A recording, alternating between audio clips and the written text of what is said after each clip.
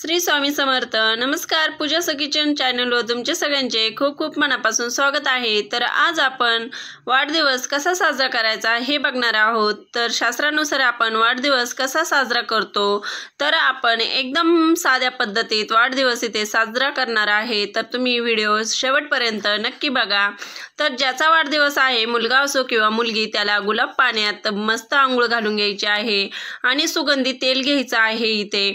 तर इथे मी बाजरीचं पीठ पण घेतलं होतं, कारण की रविवार होता आणि मस्त त्याची आंघोळ होणार होती, त्यामुळे मी बाजरीचं पीठ थोडं घेतलं आहे.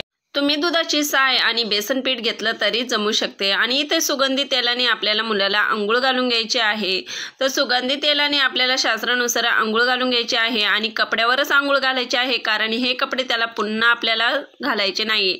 हे कपडे त्याने घालायचे नाही, त्याच्या बहीण भावाने घातले तरी चालू शकते. आणि तुम्ही इथे तर बघू शकता तो कसे नखरे करत होता, त्याच्या हातानेच त्याला आंघोळ करायला आवडत होती. तर अशी आंघोळ झालेली होती आणि त्यांनी मस्तपैकी देवपूजा केलेली होती.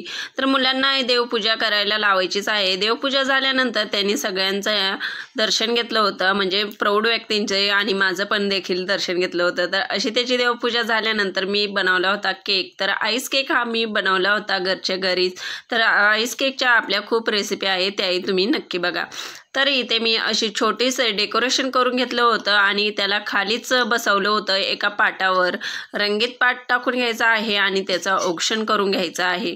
तर सगळ्यात आधी मी असं व्यवस्थित औक्षण करून घेतलं आहे आणि त्याला मस्तपैकी साखर भरवली आहे.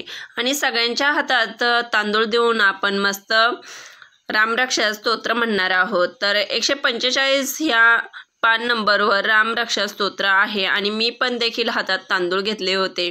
तर रामरक्षा स्तोत्र आपल्याला 1 ते 9 ओव्या म्हणायच्या आहे. आणि 1 ते 9 ओव्या आपल्याला का म्हणायच्या आहेत, कारण आपल्या प्रत्येक ओवीमध्ये अवयवांचा उल्लेख केलेला आहे आणि प्रत्येक अवयवांचा उल्लेख केलेला जातो. त्यावेळेस आपण प्रत्येक हातात जे तांदूळ घेतलेले असतात ते प्रत्येकाने त्याच्या जो उल्लेख झालेला असतो तिथे आपल्याला तांदूळ टाकायचे आहे. तर सहसा करून आपल्याला जागेवरून उठून डायरेक्ट त्याच्यापर्यंत जाता नाही आलं तर जागेवर त्याच्या डोक्यावर तांदूळ फेकायचे आहे. समोर श्री कुलदैवतेचा फोटो ठेवावा, फोटोला नैवेद्य दाखवावा आणि विनंती करावी की या मुलाला किंवा मुलीला दीर्घ आयुष्य, चांगलं शिक्षण, चांगले आरोग्य देऊन यांचा सांभाळ कर. उपस्थितांना गोडधोड खायला द्यावे, मात्र आहेर कुणाचाही घेऊ नये. या पद्धतीने वाढदिवस साजरा करावा.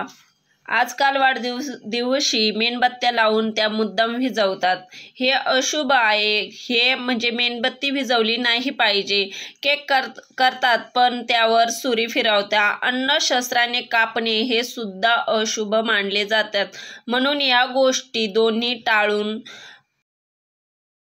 साजरा करावा. आणि जे आपले आलेले म्हणजे पाहुणे असतात त्यांच्याकडून आपल्या मुलाचा औक्षण करून घ्यावा आणि त्याच्यासाठी खूप असा आशीर्वाद, दीर्घ आयुष्यासाठी प्रार्थना करावी. थोरा मोठ्यांच्या जयंतीप्रमाणे प्रत्येकाने आपल्या कुटुंबातील लहान मुला-मुलींचे वाढदिवस साजरे करण्याची प्रथा तशी फार पुरातन आहे. हल्ली तर 1 किंवा 2च मुलांच्या कुटुंबात त्या मुलांवर दरवर्षी त्यांच्या जन्मदिनी वाढदिवसाचा संस्कार होण्याची फार आवश्यकता आहे. या मंगल दिवशी दीर्घ आयुष्य लाभावे म्हणून श्री कुलदैवता स्मरण करून संस्कार करावा. वाढदिवस आपल्या कुलदैवतेच्या साक्षीने व आशीर्वादाने साजरा करावा. आणि ज्याचा वाढदिवस आहे त्याला आपल्याच पैशाने, म्हणजे आपल्याच मुलाला आपल्याच पैशाने वस्त्र घ्यायचे आहे. दुसऱ्यांचे वस्त्र म्हणजे दुसऱ्यांनी घेतलेले वस्त्र हे त्या दिवशी त्याला घालायचे नाही, नंतर घातले तरी चालू शकते. तर इथे आम्ही स्वामी समर्थांच्या कृपेने आणि आशीर्वादाने असा वाढदिवस साजरा करून घेतला होता. आणि मस्तपैकी आमचा व्हिडिओ आणि फोटोशूट पण देखील चालू होता. तर आम्ही इथे केक घरीच बनवला होता आणि इथे आम्ही सुरीचा वापर पण देखील केलेला नाहीये. आम्ही 1 चमचेच्या साहाय्याने केक असा कट करून घेतला होता मस्तपैकी. आम्ही स्वामी समर्थाच्या केंद्रानुसार असा वाढदिवस साजरा करून घेतला होता एकदम साध्या पद्धतीत. तुम्हाला कसा वाटला कमेंटमध्ये नक्की सांगा आणि थँक्यू.